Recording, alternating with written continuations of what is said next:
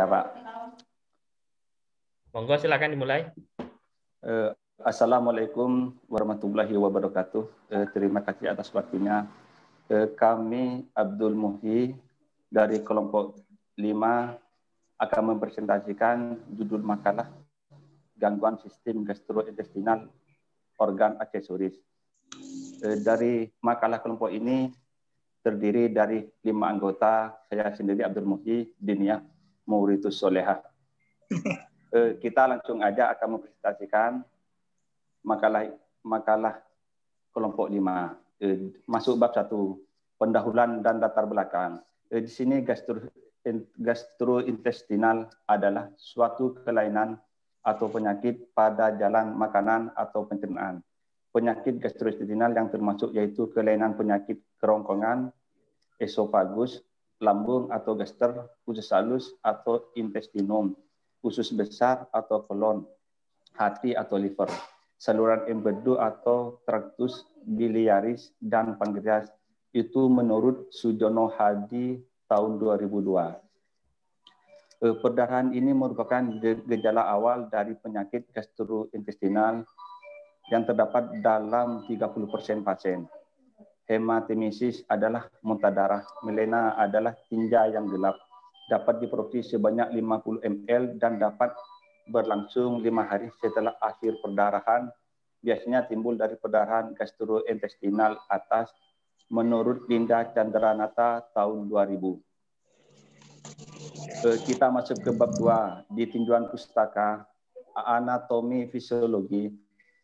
Kandung empedu dan dalam itu gallbladder adalah organ berbentuk buah pir yang dapat menyimpan sekitar 50 ml empedu yang dibutuhkan untuk proses pencernaan pada manusia. Panjang dari empedu tersebut sekitar 7-10 cm dan berwarna hijau gelap, bukan karena warna jaringannya, melainkan karena warna cairan empedu yang dikandungnya. Organ ini terhubungkan dengan hati dan usus 12 jari melalui saluran empedu.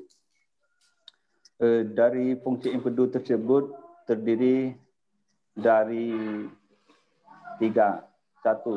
Asam empedu membantu mengemulsikan partikel-partikel lemak yang besar dalam makanan menjadi banyak partikel kecil. Permukaan partikel tersebut dapat diserang oleh enzim lipase yang disekresikan dalam getah pankreas. 2. Asam empedu absorpsi produk akhir lemak yang telah dicerna melalui membran mukosa intestinal. 3. Berperan dalam pembuangan limbah tertentu dari tubuh, terutama hemoglobin atau Hb yang berasal dari penghancuran sel darah merah dan kelebihan kolesterol. Kita masuk di pankreas. Pankreas adalah organ pada sistem pencernaan yang memiliki 2 fungsi utama, yaitu menghasilkan enzim pencernaan serta beberapa hormon penting seperti insulin. Pankreas terletak pada bagian posterior perut dan berhubungan erat dengan duodenum dalam kurung usus 12 jari. Pankreas terdiri dari 2 jaringan dasar, yaitu acini yang menghasilkan enzim pencernaan, pulau pankreas yang menghasilkan hormon. Terus lanjut, hati atau hepar. Hati adalah organ yang terbesar yang terletak di sebelah kanan atas rongga perut di bawah diafragma. Beratnya 1.500 gram atau 2,5% dari berat badan orang dewasa normal. Lanjut, Luk. Gangguan pada empedu, hati, dan pankreas. 1.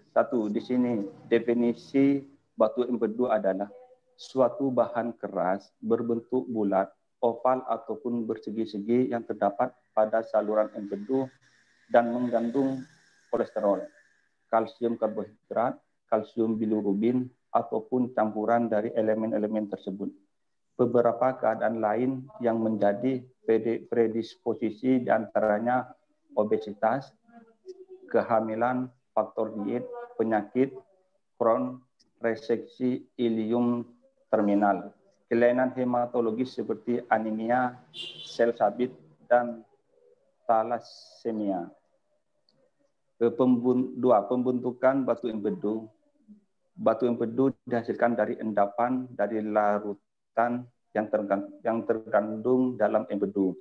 Batu empedu diklasifikasikan menjadi batu kolesterol atau batu pigmen. Batu pigmen selanjutnya diklasifikasikan menjadi batu coklat dan batu hitam. Pankreas sendiri itu adalah suatu penyakit inflamasi pankreas yang identik menyebabkan nyeri perut dan terkait dengan fungsinya sebagai kelenjar eksokrin. Atau meskipun pada akhirnya fungsi sebagai kelenjar endokrin juga terganggu akibat kerusakan organ pankreas. Klasifikasi pankreatis: 1. Pankreatis akut, 2. Pankreatis kronis. Lanjut, Luk. Di sini sirosis hati. Definisi dari sirosis hati sendiri adalah penyakit hati menahun yang ditandai dengan adanya pembentukan jaringan ikat disertai nodul. Pembentukan jaringan ikat saja seperti pada payah jantung, obstruksi saluran empedu, juga pembentukan nodul saja seperti pada sindrom Felty dan transformasi nodular parsial bukanlah suatu sirosis hati. Penyebab satu adalah klasifikasi etiologi. Etiologi yang diketahui penyebabnya. B. Etiologi tanpa diketahui penyebabnya. Terus lanjut, Luk. Patofisiologi di sini, minuman yang mengandung alkohol dianggap sebagai faktor utama terjadinya sirosis hepatis. Selain pada peminum alkohol, penurunan asupan protein juga dapat menimbulkan kerusakan pada hati. Tanda dan gejala tersebut di sini penyakit sirosis hepatis mempunyai gejala seperti ikterus dan febris yang intermiten. 1. Adanya pembesaran pada hati. 2. Obstruksi portal dan ascites. 3. Varises gastrointestinal. Di bab 3 ini penutup dan kesimpulan.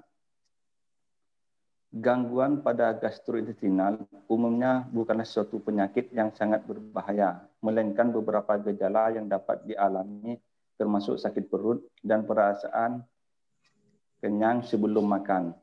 Gejala gangguan sistem gastrointestinal dapat dirasakan atau sering setiap hari. 2. Orang yang mengalami penyakit pencernaan mungkin memiliki satu atau lebih dari gejala seperti tidak nyaman setelah makan banyak atau kenyang lebih lama dari yang seharusnya. Perih di perut bagian atas. Kadang-kadang orang dengan gangguan pencernaan juga mengalami mules. 3. Gangguan sistem pencernaan. Manusia memiliki banyak kemungkinan penyebab. Seringkali gangguan pencernaan erat kaitannya dengan gaya hidup seseorang. Makanya makan yang tidak sehat, minuman beralkohol atau obat-obatan yang dikonsumsi. Sekian penyajian dari kelompok 5. Terima kasih. Apabila ada kata-kata atau bahasa yang kurang berkenan, mohon maaf. Assalamualaikum warahmatullahi wabarakatuh. Waalaikumsalam warahmatullahi wabarakatuh. Terima kasih kepada saudara penyaji. Kita masuk yaitu sesi pertama untuk tanya jawab. Ini kami akan membuka 3 pertanyaan terkait tentang gastrointestinal. Monggo untuk teman-teman. Badian.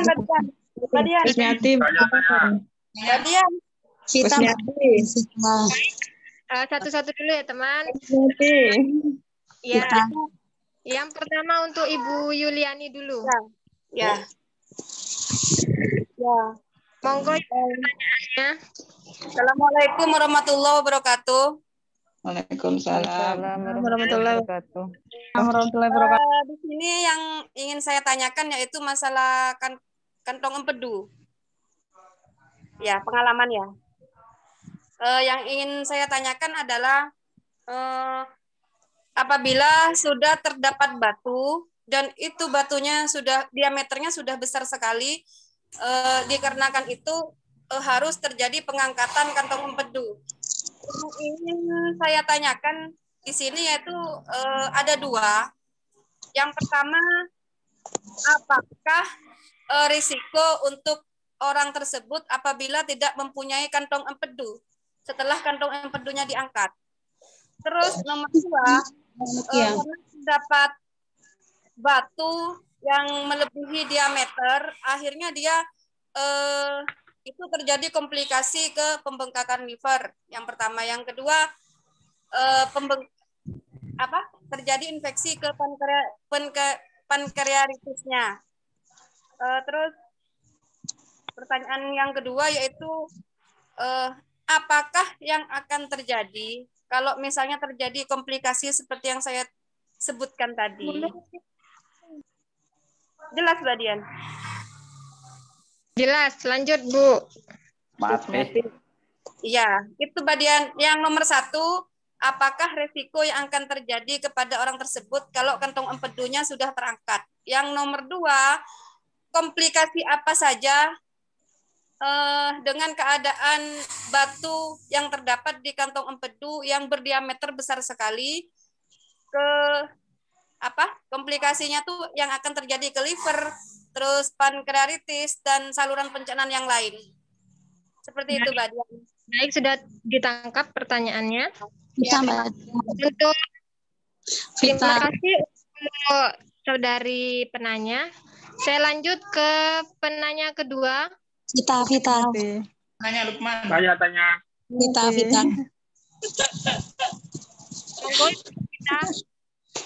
Saya Mbak Dian ya. Terima kasih saya sampaikan sebelumnya kesempatan yang diberikan kepada saya. Yang mau saya tanyakan Mbak Dian, tadi di dalam slide-nya dijelaskan misalnya gastrointestinal itu gejala awal yang timbul salah satunya yaitu terjadinya hematemesis milena. Di dalam hematemesis milena itu saya minta mohon penjelasannya patofisiologi mulai dari faktor pencetus sampai terjadinya hematemesis milena tersebut.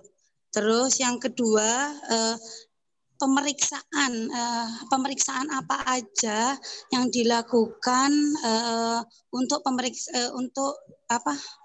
maksud saya pemeriksaan yang dibutuhkan untuk mengetahui itu terjadinya hematemesis milena. Terus pertanyaan yang ketiga, tadi di sirosis hepatis disebutkan. Banyak Mbak Vita. Oh, enggak, 3 aja, enggak. Sebentar, yang kedua, soalnya sinyalnya putus. Gimana Mbak Dian? Halo? Bisa diulang Ibu Vita untuk pertanyaan yang kedua untuk pemeriksaan serosis? Iya, pemeriksaan apa aja yang pemeriksaan apa aja yang untuk mengetahui. Halo Ibu Vita. Halo. Pemeriksaan apa aja? Minta tolong bisa diulang pemeriksaan apa aja yang untuk mengetahui terjadinya sirosis hepatis gitu Mbak Dian. Ngerti ya? Pemeriksaan medis apa saja? Semisal lab itu dilihat dari apanya atau pemeriksaan USG atau apanya gini Mbak Dian. Maksud saya. Kan di slide-nya tadi kan belum ditampilkan, mungkin bisa dijelaskan gitu Mbak Dian.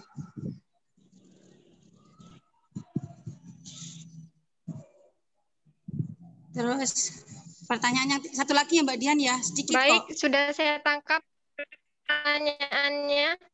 Terus pertanyaan yang ketiga yaitu. Sudah Ibu Vita.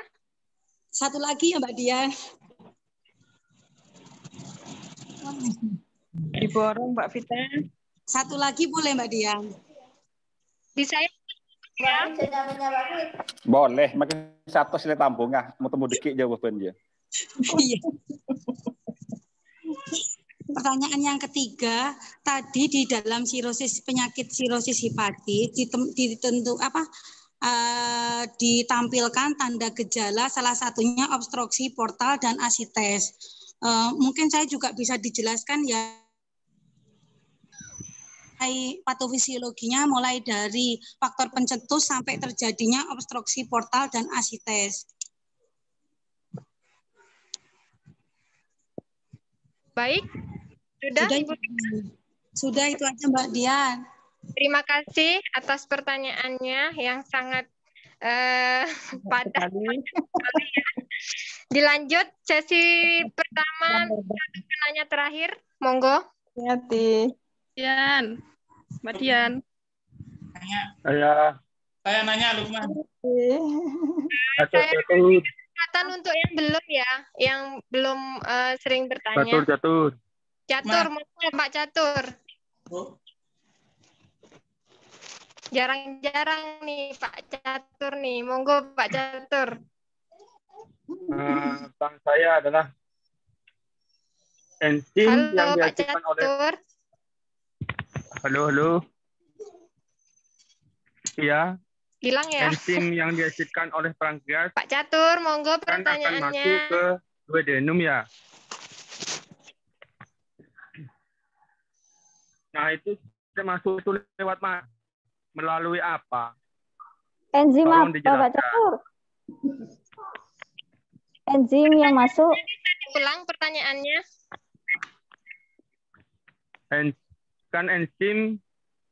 Kan pankreas menghasilkan enzim.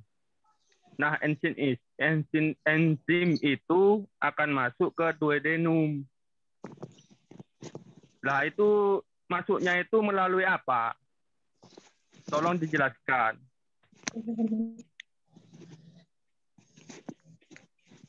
Baik, sudah ditangkap pertanyaannya. Berarti yang ditanya itu proses masuknya ya, bukan nama enzimnya.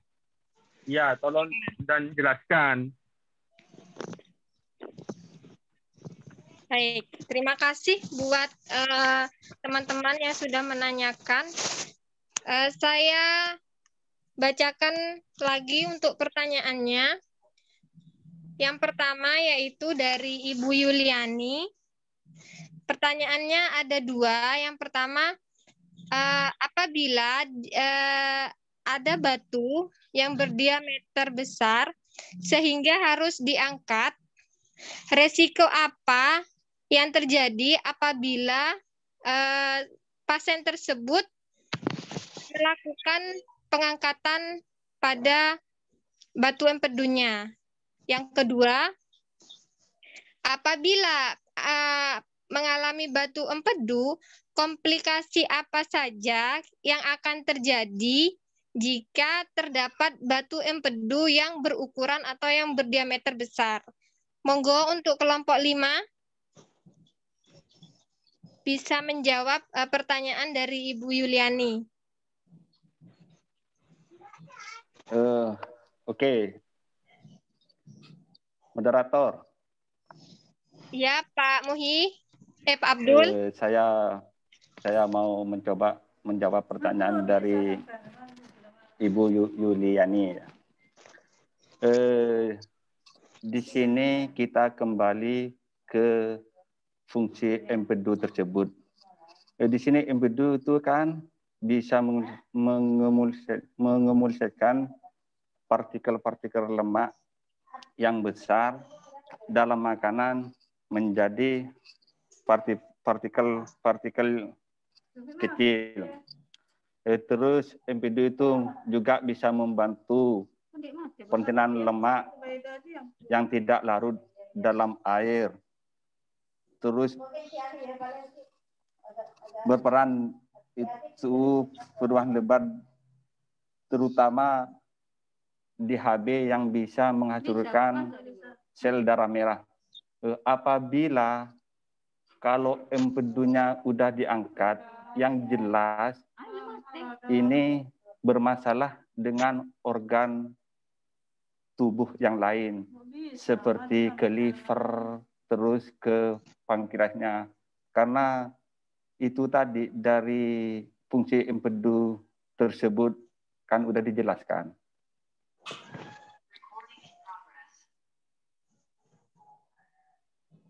Bagaimana Ibu Yuliani jawaban dari Bapak Muhyi?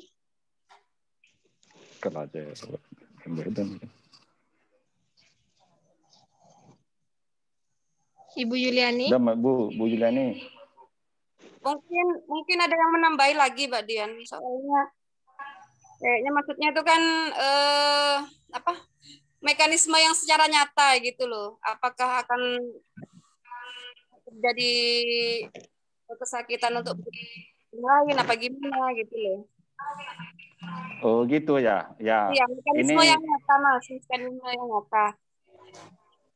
contohnya gitu. Misalnya makan lemak, nanti bisa gimana gitu. Pasien itu yang mengalami pengangkatan empedu, pasti yang dirasakan tuh nyeri. Terus efeknya contohnya gini, kayak empedu tersebut kan apa itu bisa memperlebar terutama di HB itu yang menghancurkan sel darah merah, sehingga kalau nggak ada empedu pasien tersebut itu bisa mengalami anemia. Itu contoh salah satunya.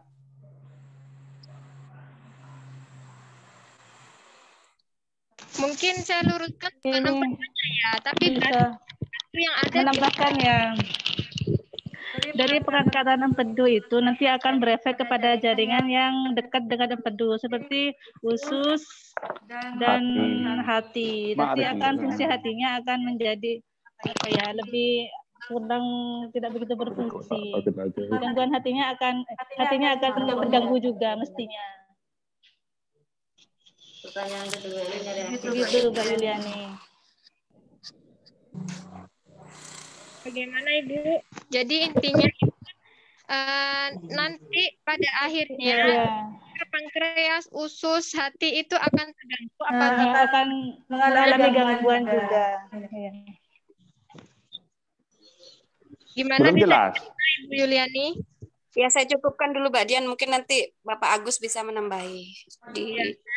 Mungkin nanti yang kedua ada, Mbak. Saya lanjut ke pertanyaan kedua. Untuk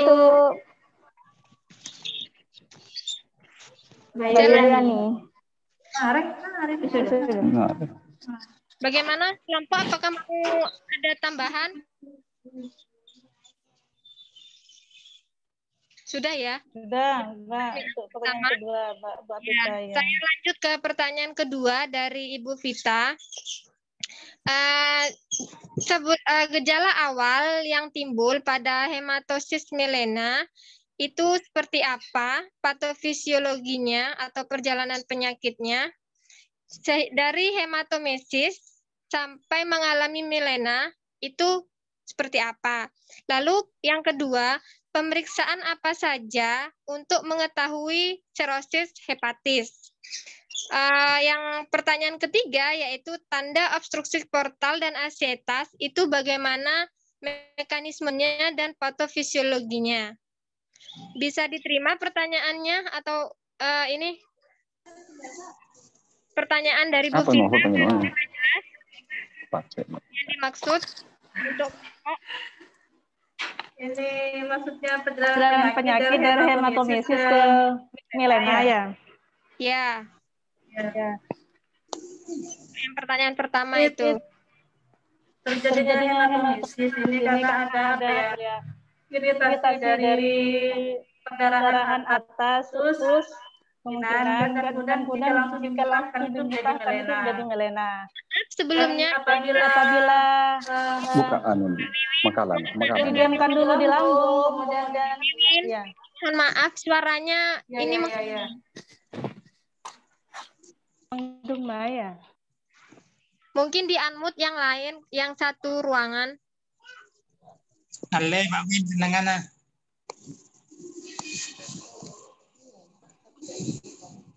Baik, dilanjut Mbak Wiwin.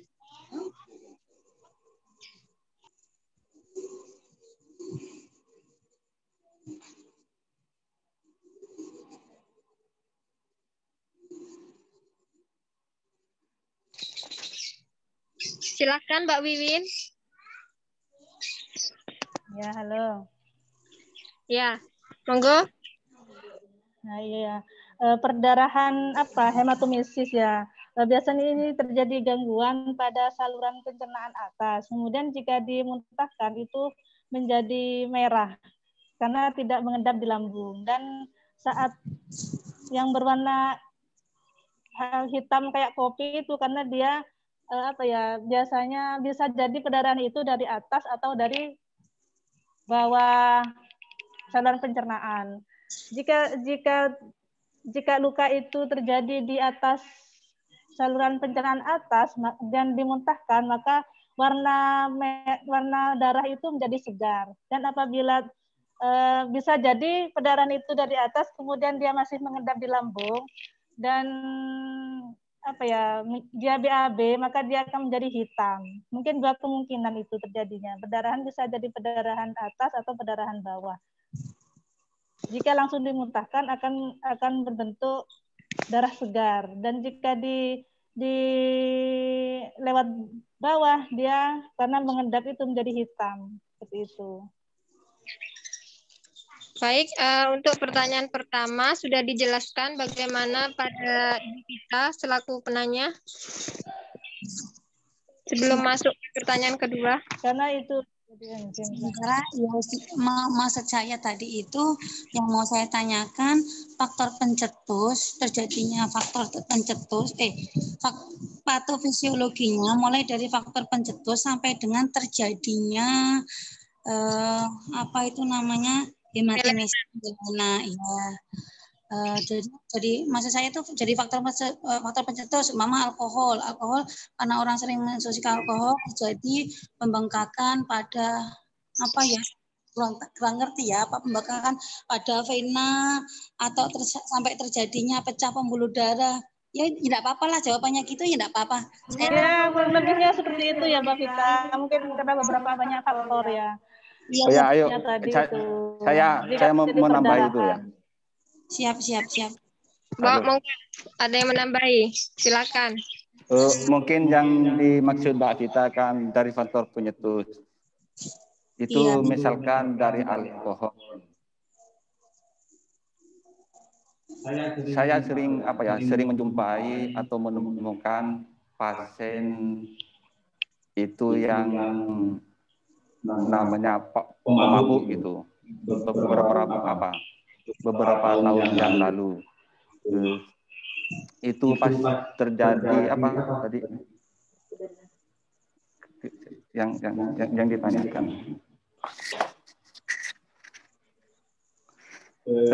Terjadi gastrointestinal. Di sini misalkan peminum itu ya alkohol.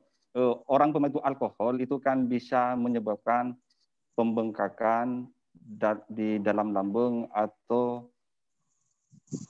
pembengkakan di dalam lambung itu kan kadang tuh terjadi mual atau muntah karena faktor dari minuman alkohol tersebut. Itu bisa menyebabkan karena pembuluh darah di saluran pernapasan atas itu bisa ada yang luka karena dari pembengkakan itu tersebut karena terlalu bengkak sehingga terjadilah perdarahan pada pemecahan pembuluh darah sehingga terjadi perdarahan itu yang disertai dengan muntah darah itu yang disebut hematomesis.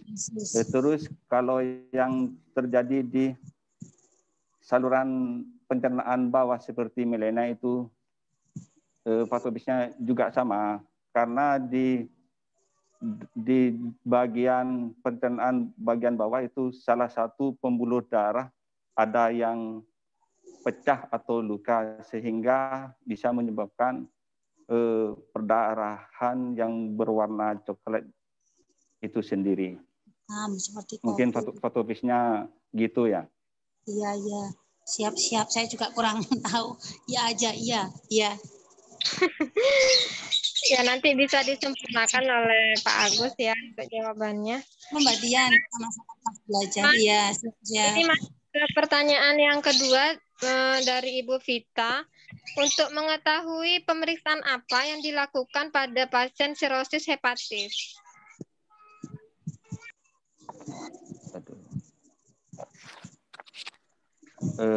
Baik.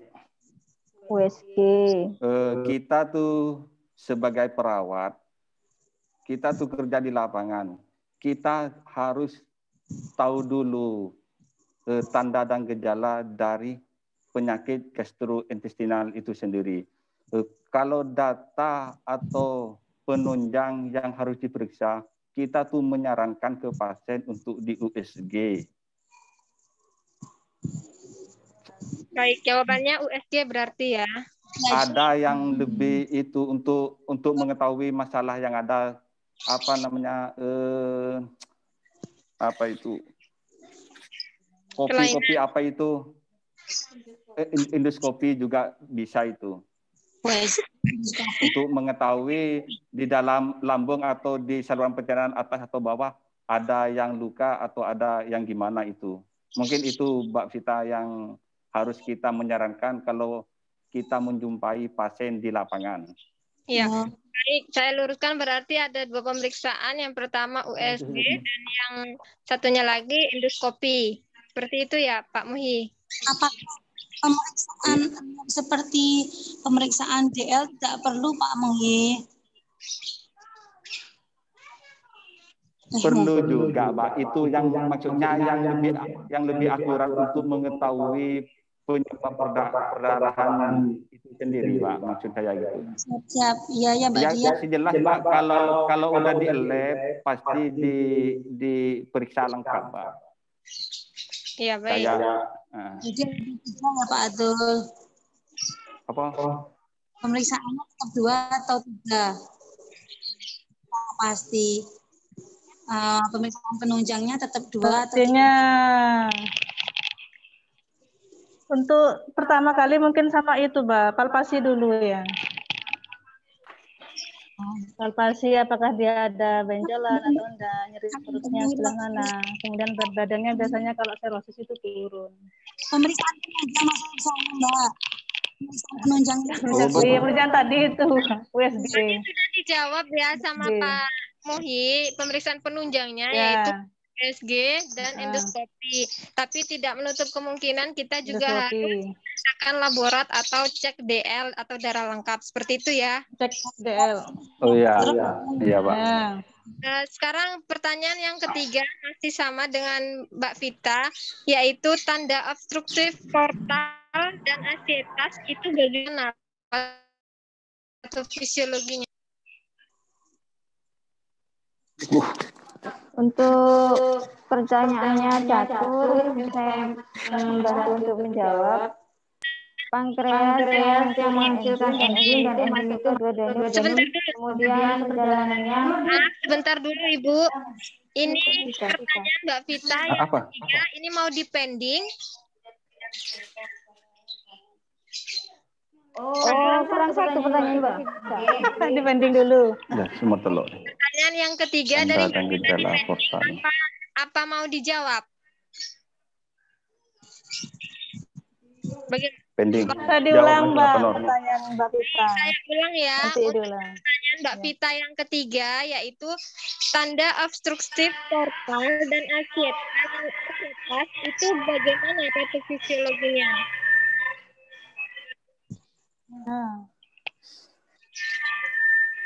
Pending dulu ya. Menjawab pertanyaannya Pak Catur dulu. Baik, saya akan lanjut ke pertanyaan ketiga, yaitu pertanyaan dari Bapak Catur. Pankreas tadi kan menghasilkan enzim, lalu masuk ke duodenum. Nah, yang ditanyakan di sini yaitu masuknya itu melalui apa? Tolong dijelaskan. Itu pertanyaan yang ketiga dari Bapak Catur. Monggo silakan kelompok. Baik, saya akan menjawab pertanyaannya Catur.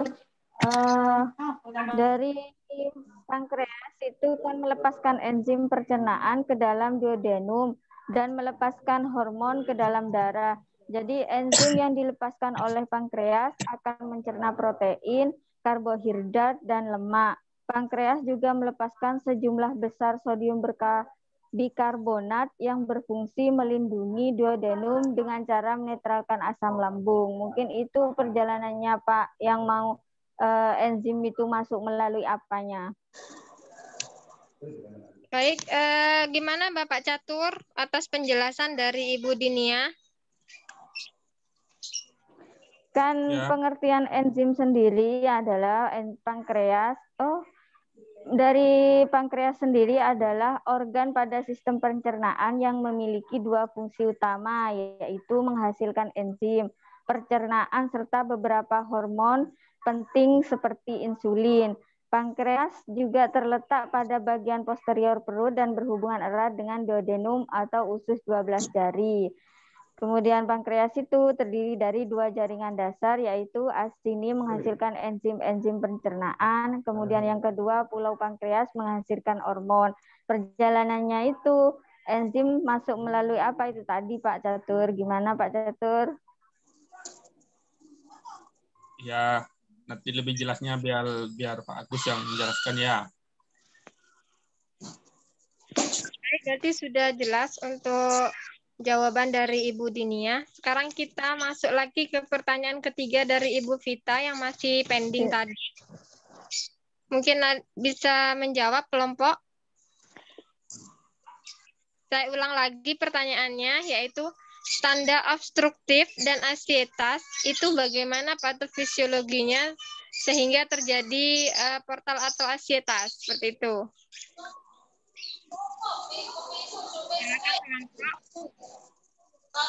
Nggak boleh, Bu. Manisnya aja nggak boleh, Bu. Terjadinya pada pankreas. Terjadinya Sampun lo judu.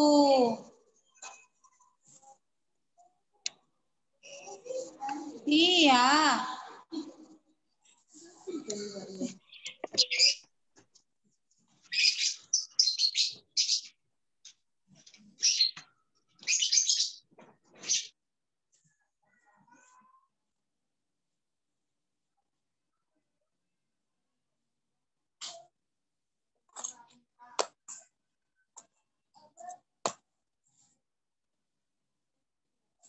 Silakan kelompok.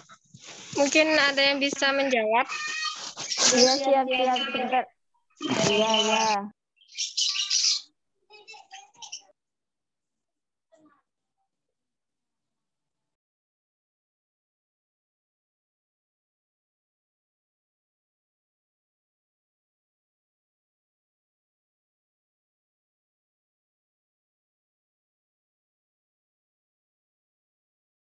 Bakteri kuning, pembekakan pada hati.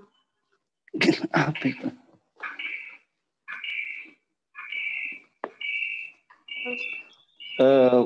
Coba saya mau menjawab pertanyaan dari Mbak Vita ya. Tanda dan gejala portal dari antites. Di sini biasanya pasien gastrointestinal itu tanda gejalanya itu biasanya seperti ikterus itu apa ya? Pasien itu kuning ya. Terus sesak juga. Terus pas panas itu tanda-tandanya. Pembengkakan pada perut biasanya. Terus perut itu bengkak sehingga bisa menyebabkan sesak napas.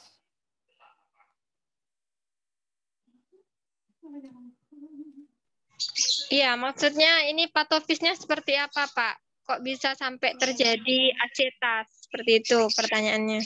Oh, gitu. Gimana? Tengok nang.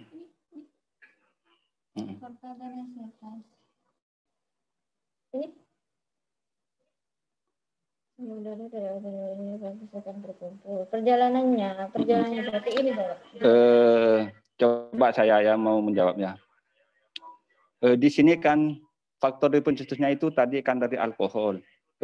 Karena itu pasien tersebut sering minum alkohol kan semua darah dari organ-organ yang digresif praktis akan berkumpul dalam vena portal sehingga akan terjadi pembengkakan karena aliran darah yang ke hati itu tidak nyampe atau berkurang karena adanya pembengkakan itu sendiri. Sehingga terjadilah sirotik yang tidak memungkinkan karena kurangnya aliran darah tersebut. Baik, saya jelaskan lagi. Berarti kenapa terjadi asietas? Karena aliran darah ke hati tidak berperan, begitu ya Pak? Atau tidak tersalurkan sehingga terjadi asietas. Iya. Bagaimana Ibu Vita? Ini bisa menambahkan ya. Karena kan aliran darah tersebut akan kembali ke limfa dan traktus gastrointestinal dengan konsekuensinya bahwa organ-organ ini bisa menjadi tempat kongestif pasif yang kronis. Dengan kata lain, kedua organ tersebut akan dipenuhi oleh darah dan dengan demikian tidak dapat bekerja dengan baik. Mungkin itu. Mungkin ada tambahan dari ini ya. Saya coba menjawab, Bisa mungkin menambahkan sedikit ya. Mbak Dian, mungkin saya bisa menambahkan Mbak sebentar Mbak ya. Halo. Bentar, dari kelompok itu.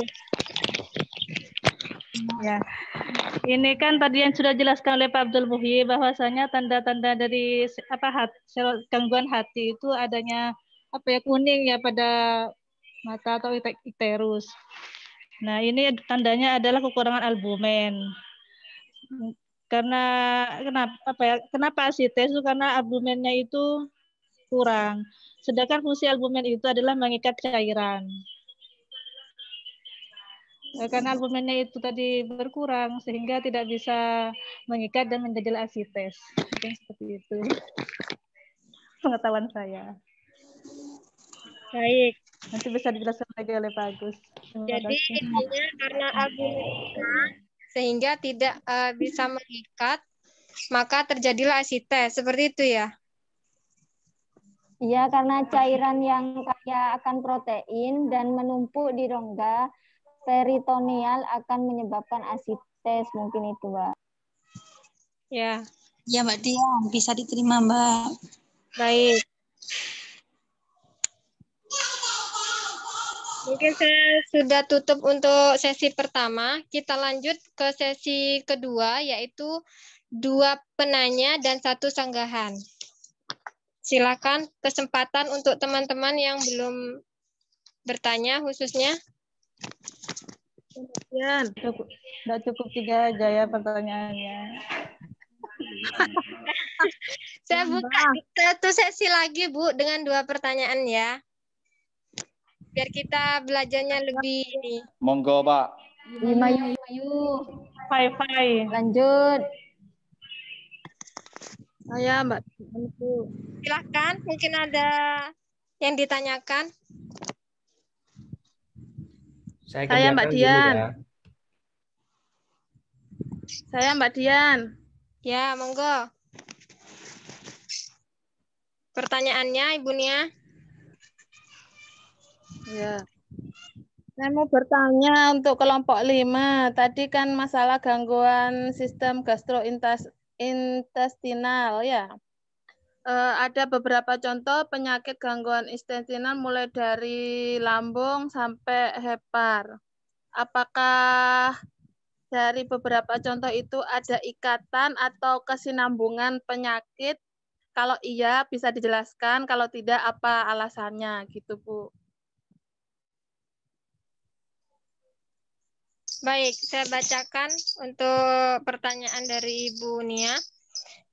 Dari penyakit gastrointestinal yang salah satunya dari lambung sampai menuju hepar, itu apakah ada ikatan atau kesinambungan antara satu dengan yang lainnya? Jika iya, jelaskan, dan jika tidak, jelaskan pula. Seperti itu ya, Bu Nia? Ya. Baik, untuk pertanyaan terakhir. Nah, kedua, nanya Mbak Dian. Silakan Pak Lukman. Terima kasih atas waktunya. Ditutup, Luk. Terus ya, Jai Kempang ya. Tadi di slide saya melihat tentang penyakit gastrointestinal itu. Salah satunya itu tentang pankreatitis, dan pankreatitis itu tersendiri terbagi menjadi dua ya, pankreatitis akut dan kronis. Di sini saya cuma mau menanyakan gimana penata laksanaan perbedaan antara pankreatitis akut dan kronis. Terima kasih. Baik, untuk penanya kedua, yaitu dari Bapak Lukman, tadi dijelaskan di pemaparan ada penyakit yaitu pankreatitis, di mana dibedakan menjadi dua, akut dan kronik. Mohon penjelasannya, penata laksanaannya seperti apa? Seperti itu ya? Ya, perbedaan antara yang akut dan kronis. Antara akut dan kronis, baik.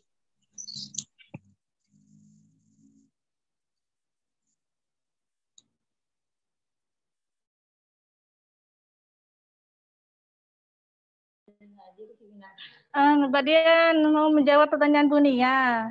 Mohon diulang lagi, Bu Dian. Ya, baik, saya bacakan ulang ya.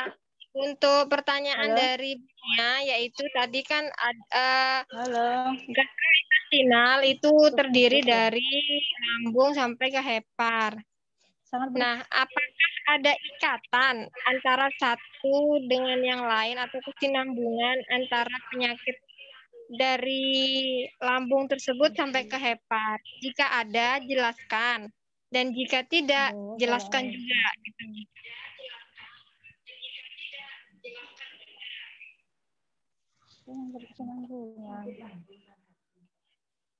Kesinambungan dari hati. Ya, maksudnya dari lambung. Iya, ya. Yang coba menjawab ya. Pastinya berkesinambungan karena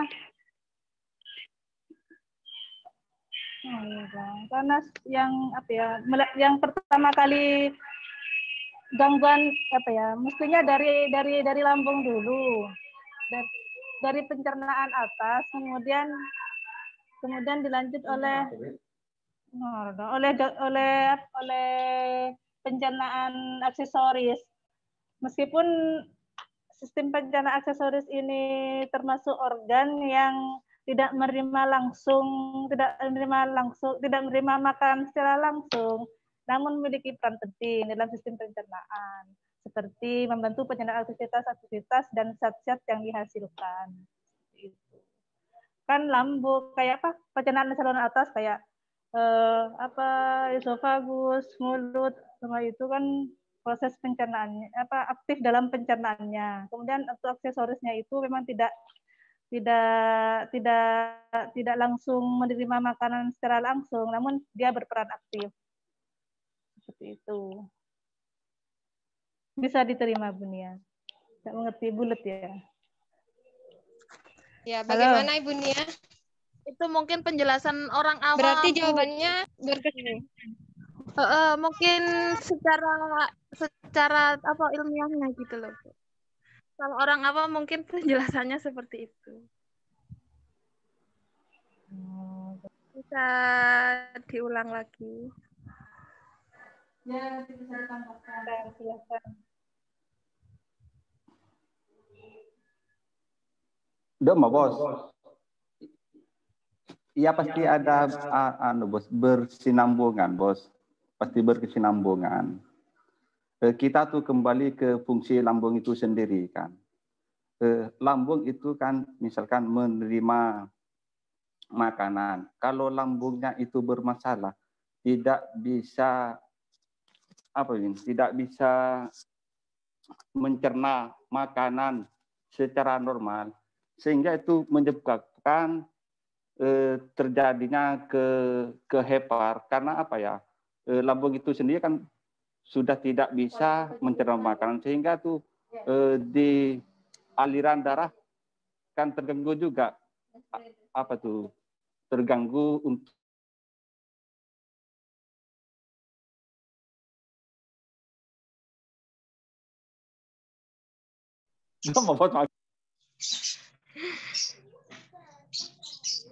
Ya, baik, itu penjelasannya. Saya belum nangkep Mbak Dian. Benang merahnya saya belum dapat benang merahnya. Jadi tadi kelompok itu menjelaskan bahwa ada berkesinambungan. Jika salah satu organ atau lambung itu sakit seperti itu, maka akan anggota yang lain itu juga bisa kemungkinan besar juga mengalami kesakitan atau mengalami gangguan seperti itu.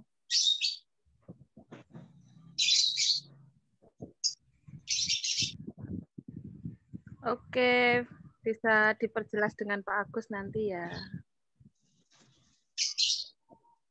Ya, baik. Nanti bisa disempurnakan oleh Bapak Agus. Untuk pertanyaan kedua, yaitu dari Bapak Lukman. Tadi dijelaskan ada salah satu penyakit yaitu pankreatitis, di mana dibagi menjadi dua, antara akut dan kronik.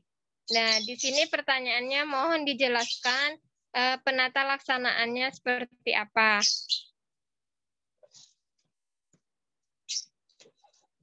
Silakan kelompok.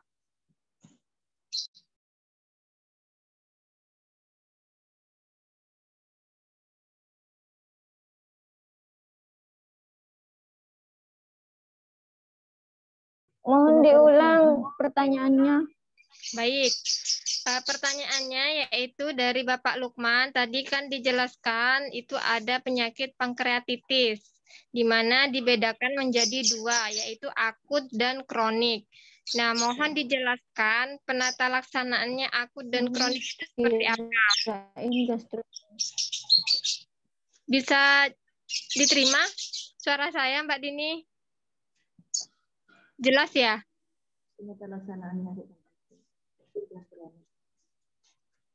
Halo kelompok, apakah jelas suara saya? Ya, udah suara.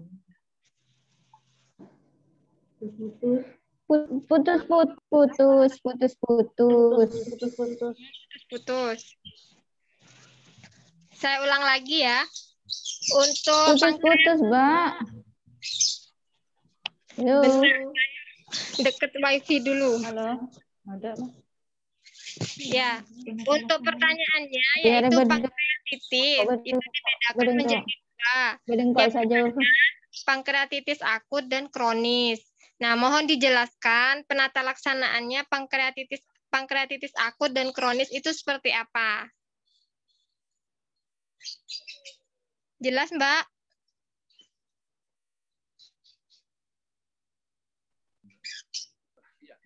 Oh iya, sudah. Halo. Halo kelompok, apa Halo. Halo. Halo, iya, mau jawab. Ya, silahkan. Berarti sudah jelas ya pertanyaannya? Ya, untuk pankreatitis dulu ya, pankreatitis akut. Pankreatitis akut di sini kan pankreatitis yang karakteristiknya oleh nyeri berat yang di perut bagian atas dan meningkatnya level enzim pankreas di dalam darah. Pankreatitis akut bisa ringan ataupun berat tergantung manifestasi klinis, tes laboratorium, dan diagnosa. Perjalanan penyakit dari ringan, self-limited, sampai berat yang disertai renjatan gangguan ginjal dan paru-paru yang bisa berakibat fatal. Kemudian patofisiologisnya itu Mbak Iya yang ditanyakan. Penata laksanaannya Mbak. Oh, penata laksanaannya, oke. Laksanaannya.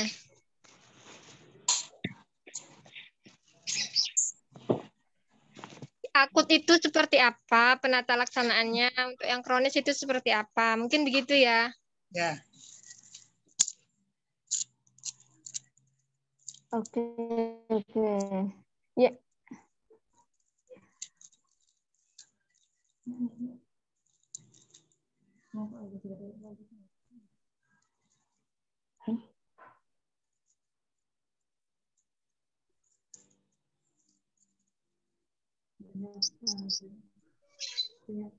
Bagaimana teman-teman?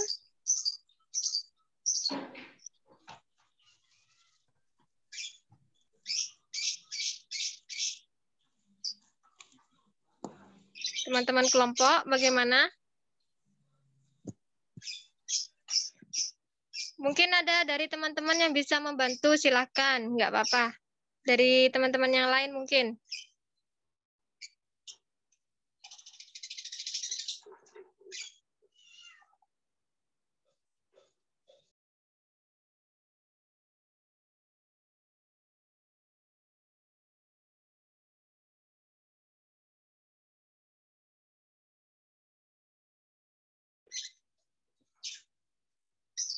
Halo teman-teman kelompok.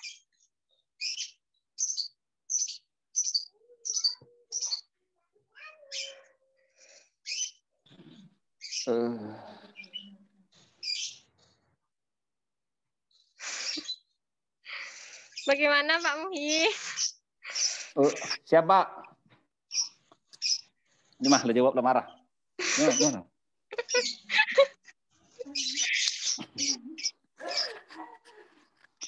Baik, saya mau mencoba pertanyaan dari Lukman. Penata laksanaan gastritis akut dan kronis. Oh, ada lah mati nanti. Dompet nanti mati. Pankreatitis Pak, bukan gastritis Pak. Iya Pak, ini Pak. Gemai lang tadi ini. Iya. Lo ngocak weh. Tangan taruh. Iya lo ngocak weh. Langsung ngocak weh.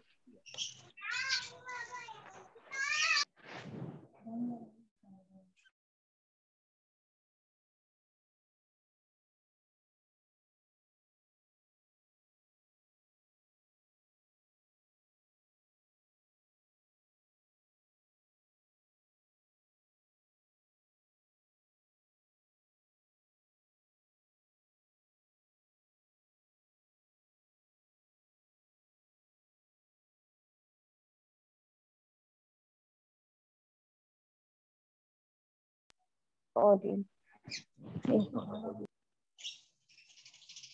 Silahkan kelompok, mungkin ada yang menjelaskan.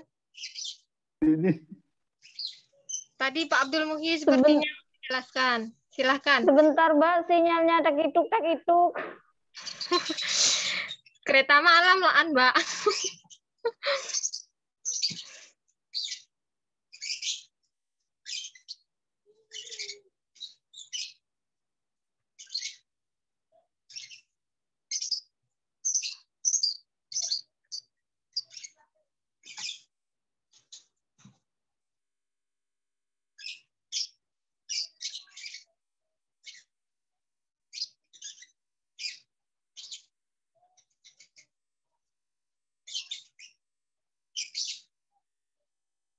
Monggo kelompok, silakan. Melalui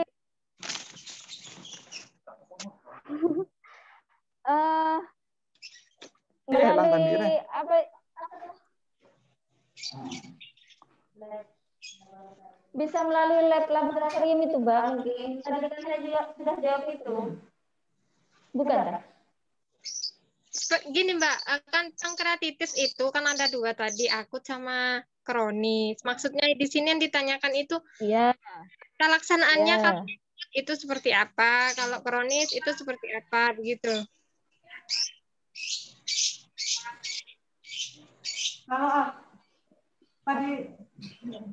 Kalau akut ya, kalau akut nyeri kan mestinya nyeri itu.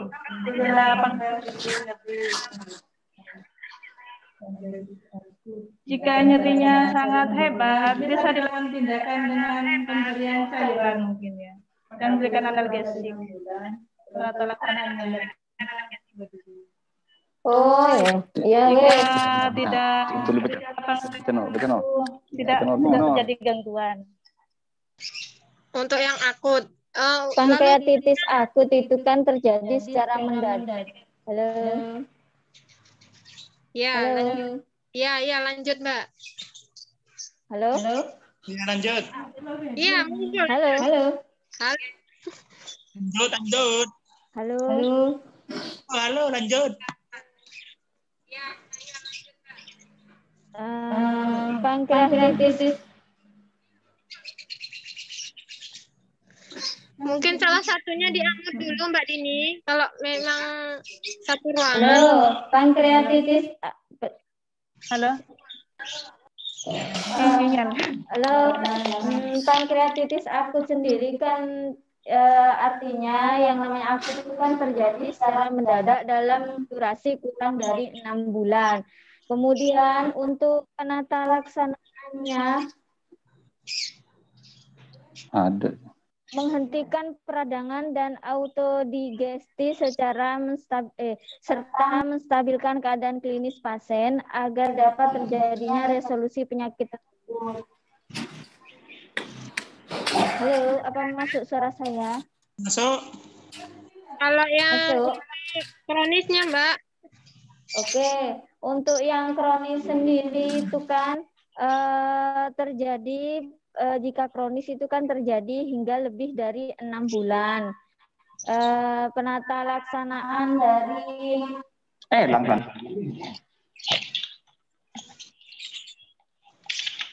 penyakit apa itu namanya? Pankreatitis. Ya. Gimana Mbak penata laksanaan? Bisa diulang? Yang ditemukan pada pankreas melalui pemeriksaan CT scan. Tindakan bedah juga dapat dilakukan bila dicurigai adanya infeksi dari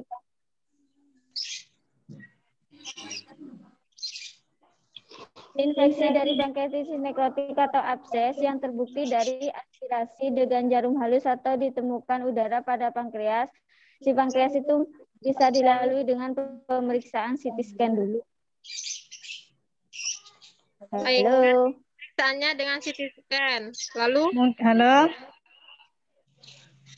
Mati lampu di sini, Mbak. Mungkin lebih jelasnya begini, Mbak Dian ya. Yang namanya pankreatitis. Halo. Iya, monggo, Pankreatitis.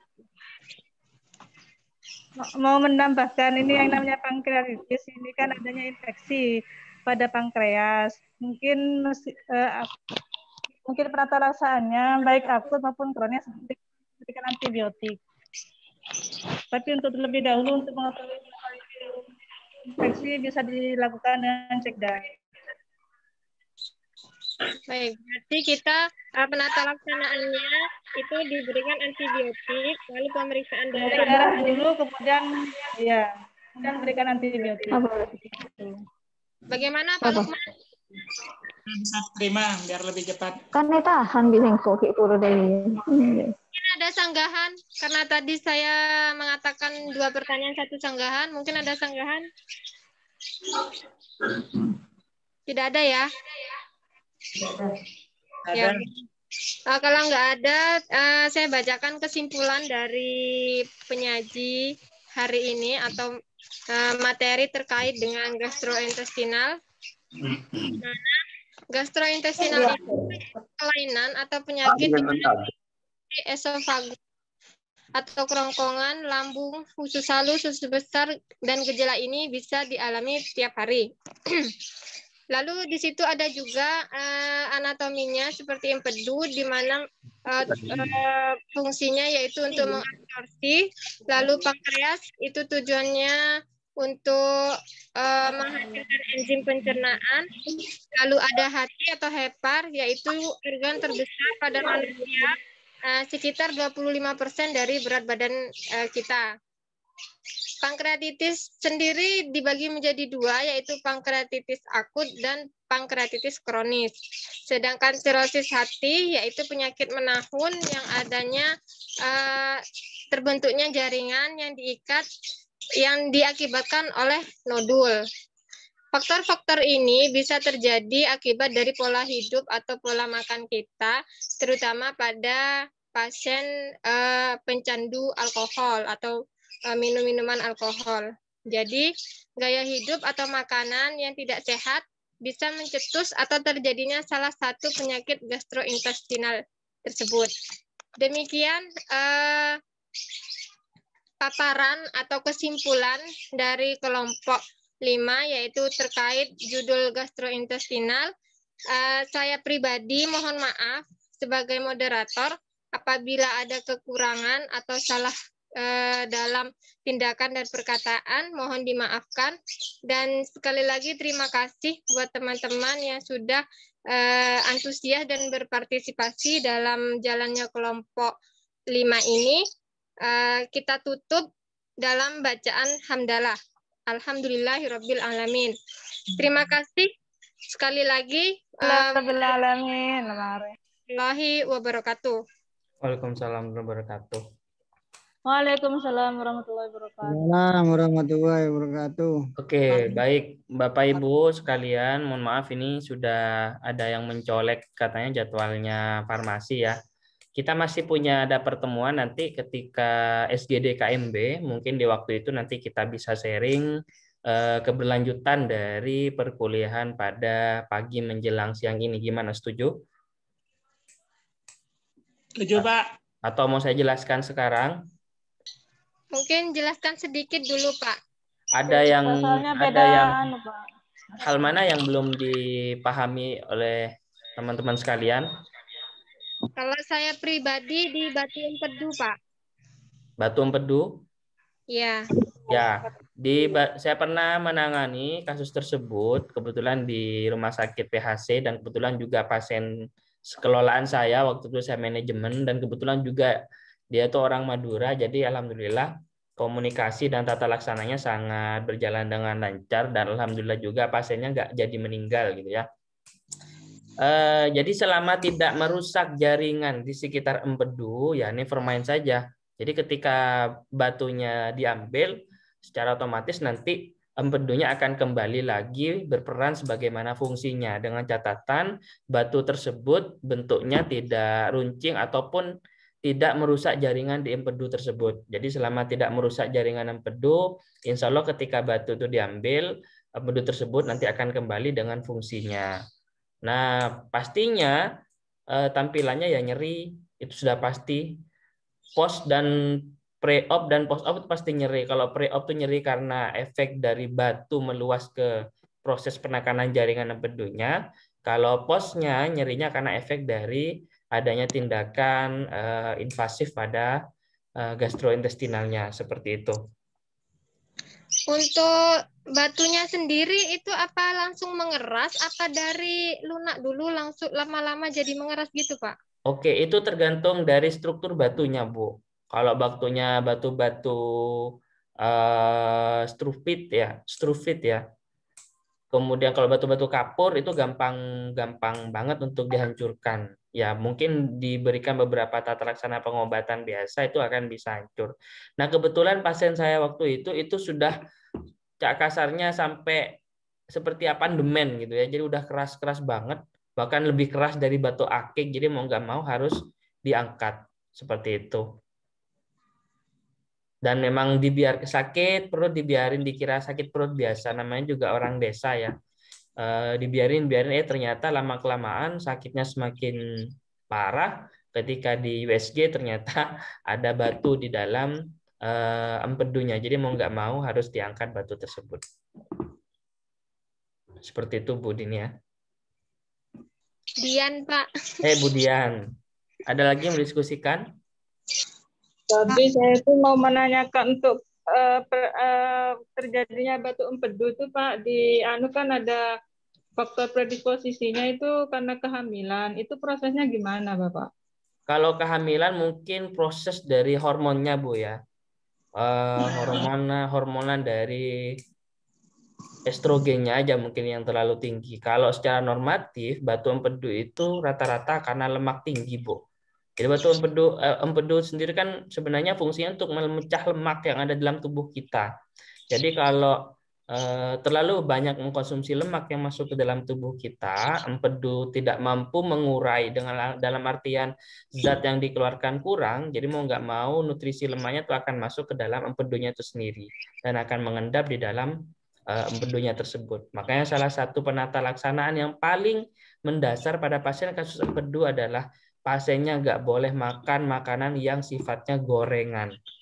Karena dikhawatirkan HDL dan LDL-nya itu yang akan berdampak, akan signifikan pada progresivitas penyakit empedunya. Seperti itu, Bu. Saya Pak mau bertanya. Ya, Bu. Saya pernah menjumpai pasien itu sudah diangkat empedunya, Pak. Ya. Untuk menghasilkan fungsi empedunya itu gimana, Pak? Kalau sudah terjadi diangkat itu, Pak? Ya, yang pertama sebagai tenaga sebenarnya kita masuk ke ranah promotif dan preventif ya. Cuma kalau sudah kasusnya seperti ini kita masuk di bagian penunjang rehabilitatif. Yang pertama, ini terjadi di kasus saudaranya besan saya sekarang ini, dan alhamdulillah sampai sekarang masih hidup. Jadi memang empedunya sudah diangkat karena memang sudah batunya itu sudah merusak jaringannya. Jadi penata laksanaan yang pertama memang nggak boleh makan yang bergorengan. Semua sifat yang harus dikonsumsi harus benar-benar dikukus. Jadi dia makan gorengan dikit aja, beliau langsung apa istilahnya sumber kalau bahasa Jawanya itu merangak gitu loh, Bu. Langsung fibris. Nah, pokoknya kalau anak koko, Pak. Nah, pokoknya kalau dia udah hangat pasti dia udah nakal. Dalam artian nakal, Ibu tadi makan ini ya, Ibu tadi makan ini. Hal yang memang tidak boleh dimakan atau dikonsumsi, beliau itu makan. Jadi ya mungkin itu respon tubuhnya karena memang sudah tidak ada lagi organ yang mampu mengurai atau memecah lemak dalam tubuhnya. Ya kalau secara hitungan logika ya mungkin nggak akan lama lagi, tapi dengan menjaga pola makan beliau, dengan mengurangi atau bahkan tidak mengkonsumsi hal-hal yang berlemak, insya Allah kematiannya mungkin akan jauh lebih lama gitu ya kalau kita secara pikir dengan logika. Seperti itu, Bu. Iya, Pak. Siap, Pak. Terima kasih. Ya. Tapi kalau pasien saya itu masalahnya kalau dia pengen makan makanan berlemak itu konsumsinya mesti kalau enggak simvastatin ya gemfibrozil, Pak. Ya, dibantu itu. Kayak itu kan untuk mengurai kolesterol juga kan fungsinya tuh, Bu. Siap. Siap. Oke, Pak. Terima kasih. Ya, ada lagi, Bu? Ada lagi yang belum dipahami? Mohon PJMK colek konfirmasi ke dosennya ya, agak telat, nggak enak saya. Ada yang mau dikonfirmasi, ada yang mau dijelaskan lagi? Sudah, Pak. Nggak apa-apa katanya, Pak. Ini yang masuk ke saya, nanti saya share ya, Bu ya, di hasil PowerPoint di Excel-nya saya share. Nanti yang merasa Bapak Ibu tidak saya tulis padahal Bapak Ibu itu aktif, tolong nanti di japri atau kita komunikasi di grup setelah Bapak dan Ibu udah nggak kuliah lagi, intinya di jam istirahat. Nanti saya share nilai-nilainya ya. Sementara yang masuk nilainya Bu Yulia, Bu Vita, Pak Catur, Bu Kurniawati, Pak Lukman. Itu yang bertanya dan yang aktif. Kemudian moderatornya Bu Dian, penyaji Pak Muhyi, kemudian Bu Dinia sama Bu Mirotus. Sementara itu nama-nama yang ada di catatan saya, jadi nanti saya share nilainya, Bapak Ibu silakan bisa komplain langsung ke saya nanti kalau Bapak Ibu aktif tapi tidak saya catat, gitu ya. Baik, terima kasih. Saya akhiri, nanti kita ketemu lagi di perkuliahan keperawatan medikal bedah. Saya akhiri, mohon maaf apabila ada ucapan dan sikap yang kurang berkenan. Terima kasih. Wassalamualaikum warahmatullahi wabarakatuh. Waalaikumsalam warahmatullahi wabarakatuh. Baik.